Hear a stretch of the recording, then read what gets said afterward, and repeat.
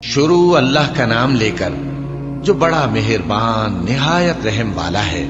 اے پیغمبر صلی اللہ علیہ وآلہ وسلم، جب منافق لوگ تمہارے پاس آتے ہیں تو ازراہ نفاق کہتے ہیں کہ ہم اقرار کرتے ہیں کہ آپ بے شک اللہ کے پیغمبر ہیں، اور اللہ جانتا ہے کہ در حقیقت تم اس کے پیغمبر ہو،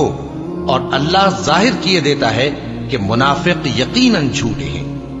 انہوں نے اپنی قسموں کو ڈھال بنا رکھا ہے اور ان کے ذریعے سے لوگوں کو اللہ کی راہ سے روک رہے ہیں۔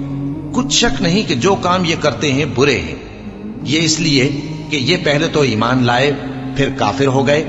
تو ان کے دلوں پر مہر لگا دی گئی، سو اب یہ سمجھتے ہی نہیں۔ اور جب تم ان کے تناسب اعضاء کو دیکھتے ہو تو ان کے جسم تمہیں کیا ہی اچھے معلوم ہوتے ہیں، اور جب یہ گفتگو کرتے ہیں تو تم ان کی تقریر کو توجہ سے سنتے ہو، گویا لکڑیاں ہیں جو دیواروں سے لگائی گئی ہیں، بزدل ایسے کہ ہر زور کی آواز کو سمجھیں کہ ان پر بلا آئی۔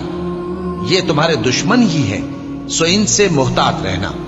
اللہ ان کو ہلاک کرے، یہ کہاں بہکے پھرتے ہیں۔ اور جب ان سے کہا جائے کہ آؤ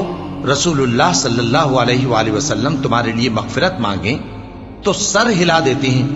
اور تم ان کو دیکھو کہ تکبر کرتے ہوئے رکے ہی رہتے ہیں۔ تم ان کے لیے مغفرت مانگو یا نہ مانگو، ان کے آگے برابر ہے، اللہ ان کو ہرگز نہ بخشے گا، بے شک اللہ نافرمان لوگوں کو ہدایت نہیں دیا کرتا۔ یہی ہیں جو کہتے ہیں کہ جو لوگ رسول اللہ صلی اللہ علیہ وآلہ وسلم کے پاس ہیں ان پر کچھ خرچ نہ کرو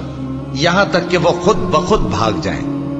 حالانکہ آسمانوں اور زمین کے خزانے اللہ ہی کے ہیں، لیکن منافق نہیں سمجھتے۔ کہتے ہیں کہ اگر ہم لوٹ کر مدینے پہنچے تو عزت والے ذلیل لوگوں کو وہاں سے نکال باہر کریں گے،